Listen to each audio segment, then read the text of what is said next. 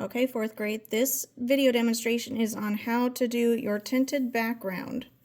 So, to start off, you're going to need a plate that already has white paint on it, the size of about an Oreo, and you will get an equal amount of paint, about the size of an Oreo, in the color of your choice for your background. The colors you can choose are red, blue, orange, pink, purple, or green. Basically just no yellow, because yellow is too light of a color to work for this type of project. So you're going to need that. You're going to obviously need a paintbrush. No huge paintbrushes this time, guys. You want medium size paintbrushes. You'll also need watercolor paint. When you get your paper, watercolor paper. When you get your paper, write your name on the back with pencil, flip it over. Doesn't matter which way you turn your paper, totally up to you. It kind of depends on which way you want your image to be. I'm going to turn it this way for this demonstration. So, to start, you will not need water because all you're going to be doing is mixing paint into paint and then applying it to your paper. You do not need to wash your brush every time you switch colors this time. First step, you need to make sure your brush is clean. Dip it in your white paint and paint a circle about the size of a quarter somewhere on your paper. It could be anywhere that you want it to be. I'm going to do mine right here. About the size of a quarter on your paper. And I know it seems silly to paint white on white, but this is so you get that paint texture on your paper and you know where your circle is. Then what you do is you're going to scoop up the color that you chose and mix it in with all of your white. So all the white that you have on your paper. And you're going to mix it until it's all mixed. Right now it's not all mixed. You can still kind of see streaks of white. So I'm going to mix it all, and I'm kind of scooping it towards the center so it doesn't spread out too much. So scooping it towards the center, mixing it all in, and it should turn a very light version of whatever color you chose. Because when you mix white with a color, it makes it lighter. Okay, so now it's pretty mixed. So now I can paint a circle around that white circle that I just did. Okay.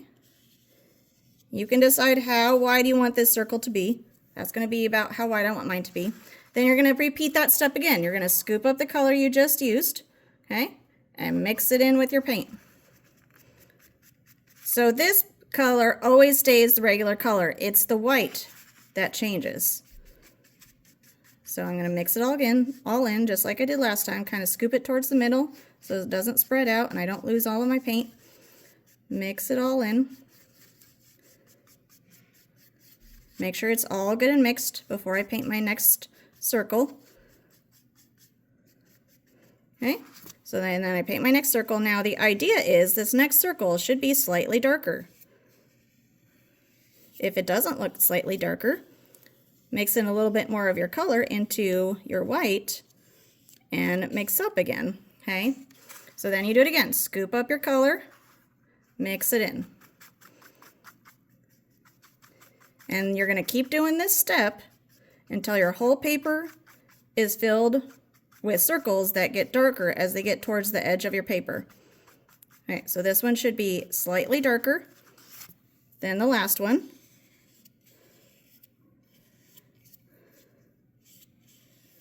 Notice also that I'm painting it right next to the circle I just did. You don't want to have any white gaps. Right next to. Okay. Now notice I'm running out of room. I'm going to have to probably paint this little sliver for the next one and then paint around the edge here. So again, scoop up my color, mix it in.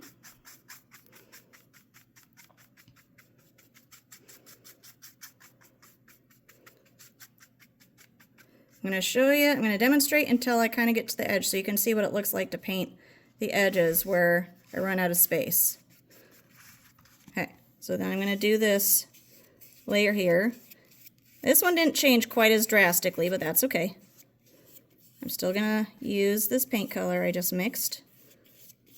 It is slightly darker, but it's not quite as big of a contrast as the last color. It means that it's not such a huge change. And that might happen for some of your layers, and that's okay. Okay, so there was that one. I'm going to do one more layer right now for the demonstration's sake. I will finish this up. It will be on the board as an example. So then I'm going to mix it again.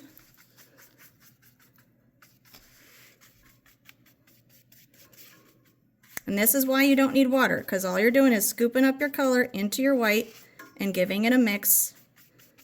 You never ever get more white, but if you run out of your color, you can get a little bit more within reason. If you just have like one more stripe left to go, maybe just use the color that you have. But if you have like half of your paper left to go and you run out of your color, go ahead and get a little bit more color to help with the rest of your layers, but you will not get more white. Okay, so that one's all mixed. Do the next layer. Still not a drastic change, but it is a lot darker than the first layers for sure. All right, so I also need to paint this corner up here. Okay. All right. I'm going to demonstrate one more time. Scoop up the paint, mix it in.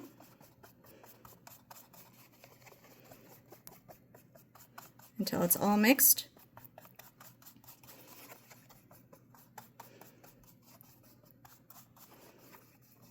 Okay, then you paint your next layer.